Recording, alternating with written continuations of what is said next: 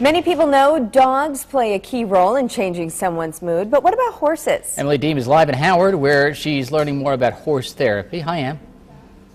Good morning, Rachel and Pete. Hi, everybody. Take a look at Grace and Mariah here with Mo. They're actually working on communication and trust right now. This is all a part of the learning process at Taking the Lead. Stephanie Senegals is here with me with Taking the Lead. Stephanie, you know, we're talking about horse therapy this morning, and we're really talking about the mood at this point with what Grace and Mariah are doing. Go in depth this exercise that these girls are doing.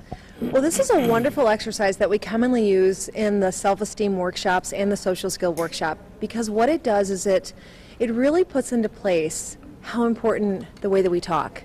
Oftentimes, kids get so frustrated because others are not understanding. Like when your kid comes home and they're trying to explain homework and there's a miscommunication between mom and child. But here's a really good example of sometimes we don't actually talk as well as we think that we do.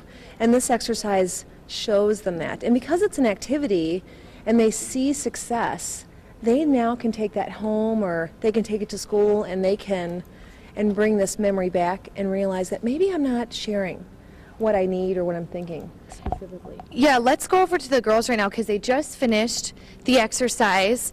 Grace, you can take your scarf off there. You did a wonderful job. Grace, tell me how that was going through the course and having to rely on Mariah.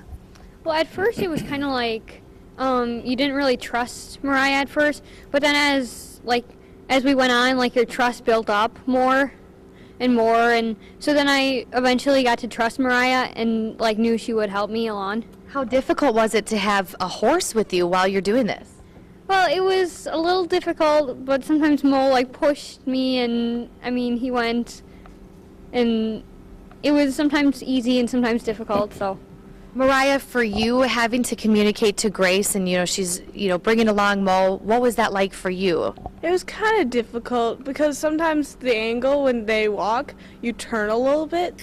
And then sometimes when you walk, you'll go like step a step, and then you'll like hit something. So it's harder to communicate with them when they trip or something, because then they'll step out of the place where you want them, and then it's harder to get to the place so that they can get in the right place. And for these kids that you see, Stephanie, I mean, having a horse there, it can change their mood, it can change the way they look and their self-esteem, look at life. Tell me about that.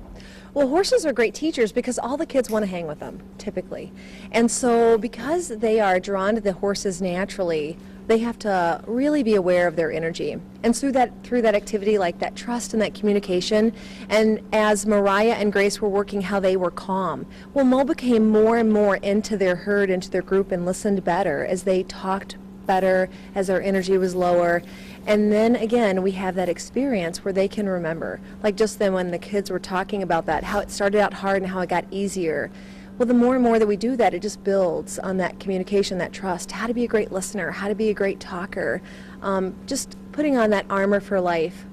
Yeah. And how all of that equals being a really good leader. And self-esteem is that foundation for leadership and for children as they grow up and go into middle and high school and college and so forth. And it's amazing to see horses as teachers too. It's just unbelievable. So thank you so much for being with us this morning. Go to our website to check out more information about horse therapy and also to a big fundraiser that they have coming up, a Kentucky Derby fundraiser. We'll send it back to you.